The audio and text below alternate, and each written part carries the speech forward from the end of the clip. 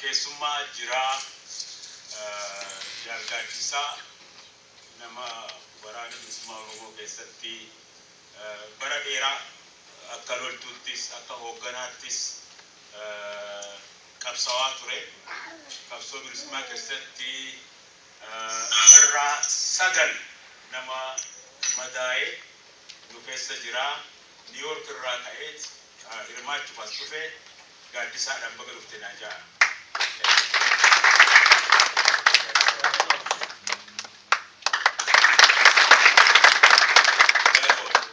Yeroo tokkotti gaaddisaan ajajaa waraana bilisummaa Oromoo godina bahaa ture.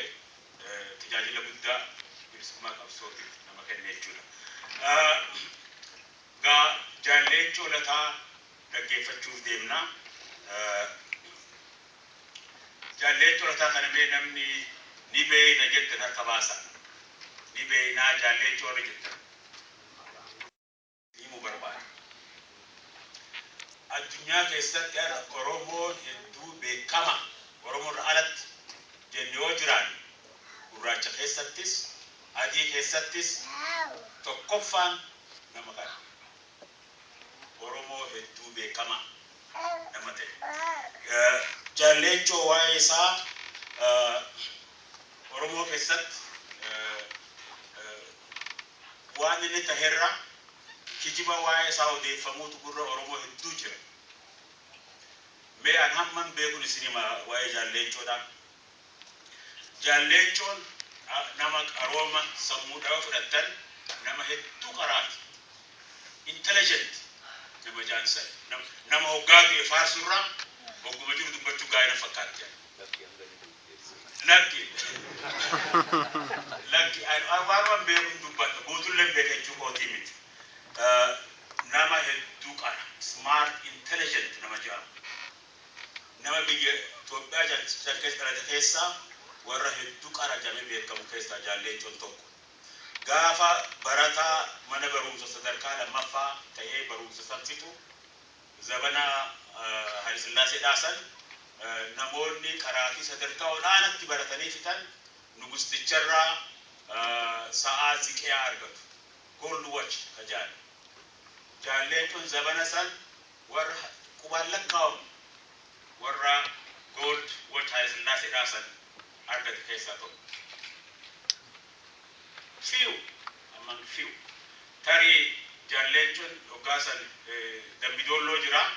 Anaamnaa shur uffellee fudhatu badhaasan hin beekan. Garuu warra badhaasan gaafa sagatan keessaa tokko. Jaalleechoon Yuunivarsiitii Shaggar gaafa Finfinnee seenee odoo achi barataa jiru iskoolaarshiippii argatee barumsaan Ameerikaa dhufee bara 60moota keessa barumsa injiinariing ja'an barate.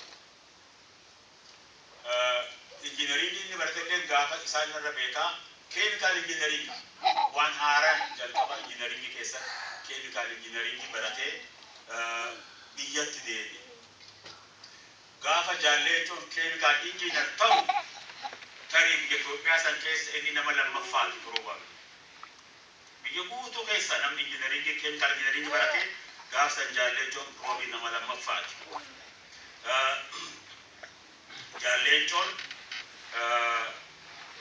ummatan tajaajilaa jee biyyatti deebi'e. Egaa biyyatti deebi'ee booda bultii horate ijoollee 3 qaba.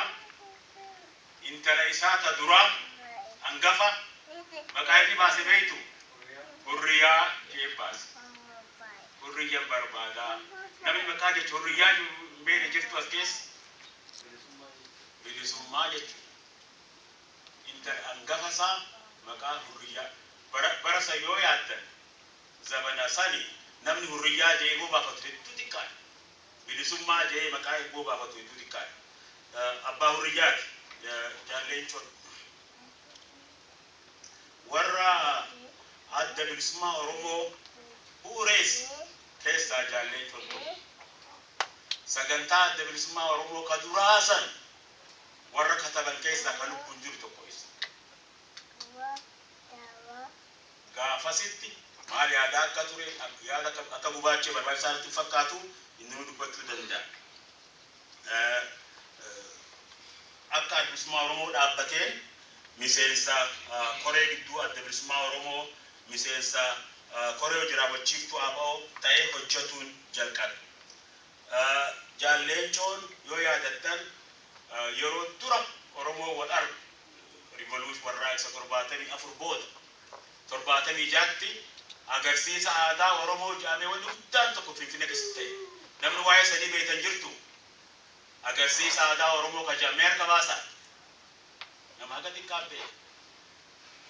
Laala isleetu dura geessaa gara Itoophiyaatti deemsee so agarsiisni aadaa Oromoo sun 76 keessa kan ta'e sun seenaa adda bilisummaa Oromootii fi qabsoo Oromoo haaraa keessatti bakka guddaa qaba. Hangaafas Ciroon jira high schoolin baradhaa nama erganne hundi keenya dhaquu hin dandeenyu nama tokko bakkalannee achitti erganne. Oromoon Oromiyaa guutuu keessa walitti dhufeet gaafa san Oromoo wal bare. Oromoodhaaf jajjabina agarsiisni aadaa sun kennu warra san beekuu yaadata. Amma ni yaadatu namoonni isin bebbeekan gaaddisaan fa'aan Zarii Wadaajoo fa'aan namoonni bebbeekamoon kun Alii Birraa warra gaafa sirbaa ture jira. Walgahii aadaa agarsiisa Oromoo san koree san kan dura taa'aa ta'e qopheesse.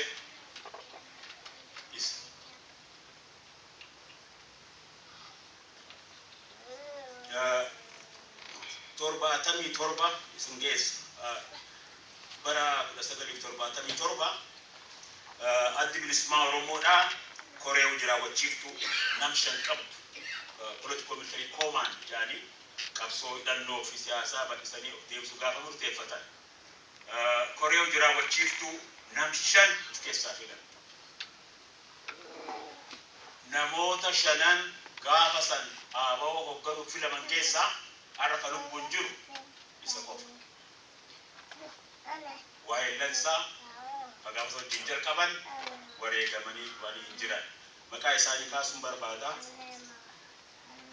Magarsaa Barii, Baaroo Tumsaa, Muhee Amdoo, Gadaa Gammadaa. Jara shanan kanaatu hooggantoota ABO.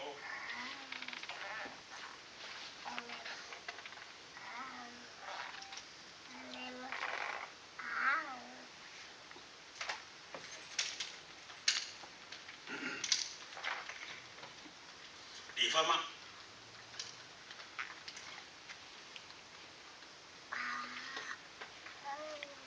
Gaafa koreen tun dhaabbattu barreessaan koree sadii Jaallencoodha.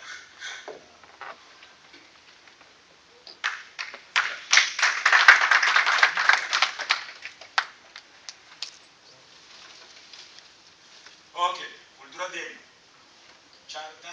Chartara keenya 1991 chartara mootummaan Dargii kufee yeroo mootummaan haaraa dhaabbatu wayyaaneen aangoo qabatu chartara tokko dhaabbate beeytu. Chartara san namni dura katabbeessa. Draftii mootummaa dura dhaabbate kan biyyeessan akka federeeshinitti akka caaseffamtu. Walqixxummaan sabaa akka dhuftu afaan Oromootiin barachuun akka dhufu Oromiyaan adda baatee akka biyyatti akka mootummaatti akka Itoophiyaa keessa ijaaramtu yaada san kan dhiyeesse isa kana. Maaliif natti dubbiin tuni dhugaa kana Oromoon hin beeku.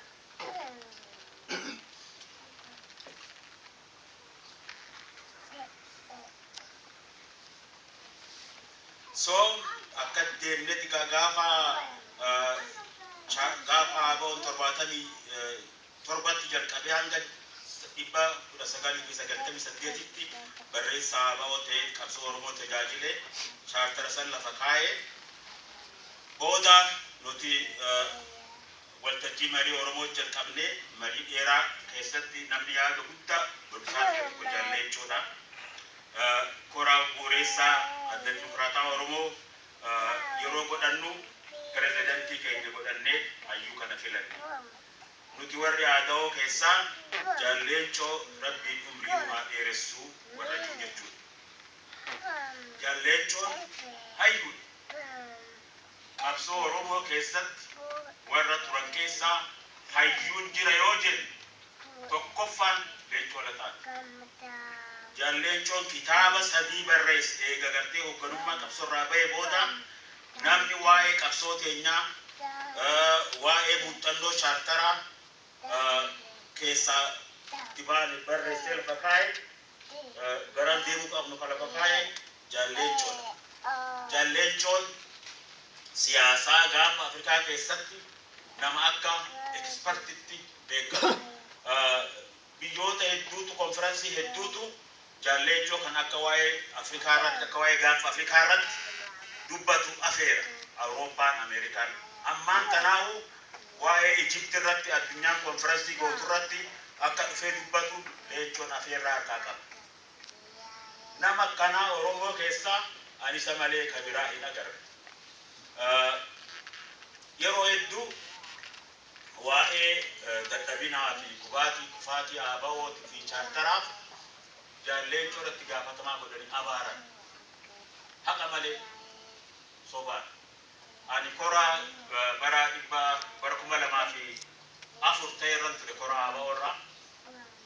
Waan hamma chaartaraatti irra hamma 2004 ta'e korri sun ni gamaagame. Gaafa 1998 maqishootti korri hatattamaa taa'ee koomishina tokko dhaabbate. Koomishinni mee waan ta'e hunda xiinxalee badii nama qabus baasee chaartara kana akka cufu qormaata ta'u jedhee koomishina dhaabe. Korri 1998 ta'e sun hatattamaa. Gabaasaan koomishina sarii kora 20 euro umma sheekaas na bira jira achirratti dhihaate. Maal jedhan xiinxalaa fi murtiin kora sanii waan ABO'n hanga ammaa tolche gaafa dhaabbata irraa ka'ee hanga chaartaraatiif hanga ammatti tolcheef tola ta'e hundaaf wajjin itti gaafatamnaa. Badii ta'etti illee wajjin itti gaafatamnaa jedhanii hoogganni gaafas ture kun waliigalee murteessee reekoordii lafa kaa'ee jira. Odoo dhugaan kun jiru waan ABO'n balleesse jedhamu hundaaf isa abaara. Kun dhugallee miti haqallee miti ambayyoo antanaaf kan dubbachuu barbaada. Dhugaan jirtu tana. Karaa biraatiin namichi kun Leencoon kun nama hayyuu qofaa miti, nama yaada guddaa qabu qofaa miti, nama dhugatti qixxummaatti demokiraasiitti amanu. Nama hawaasa Oromoo kan akka gaariitti beekan Oromoo namni isa caalaa beeku irratti fakkaatu. Xaxamaa soosaayitii bal'aa hawaasa bal'aa keenya kana maal akka fakkaatu namni Oromoo hooggannachuu keessa kan isaa beeku irratti fakkaatu. Sensitiiviti qabnu beekaa, garagarummaa qabnu beekaa, tokkummaa qabnu beekaa, hundaaf kabajaa qabna. Leencoon ilma qeesiiti. Abbaan isaa qeesitti. Garuu waa'ee amantii Islaamaa haga Islaamaa takka beeka. Yoo tana waan yoo tana wayyaaniin uummata fitte kofaletti uummata fitte fi idaa kan laachifnee addi dimokiraataa Oromoo isteetmentii tokko baafu. Isteetmentii kana Leencoo laali hoggaa jennuun waan takkaa irraa ta'e nuun jedhe meeqatti daa. Maal isin fakkaata? Ma'aanaan Ramadaanaa hiikaan Ramadaanaa musliimaaf qabu itti haa galuu as keessa jiru nuun jedhe. Amma Leencoo mee namni Islaamaa miti kiristaana guddate hiikaan Ramadaanni Islaamaaf qabu. Ani hedduun boonee isa kadhaa. Kanaaf Eid Mubarak jechaatiin Leencoo keenya kana hoggana keenya kanaaf akka obboleessaatti ilaalaa hedduun jaaladha. Beekumsa guddaa inni qabu kabajaadhaan akka dhaggeeffattaniin Leencoo isiniif afeeraa. Isinillee akkuma kiyyatti Leencoo darbii dheertuu si haa kennu. Keessa bulii ture akka jettanii abdiin qabaa. Leencoo dabaree kee galatoomne.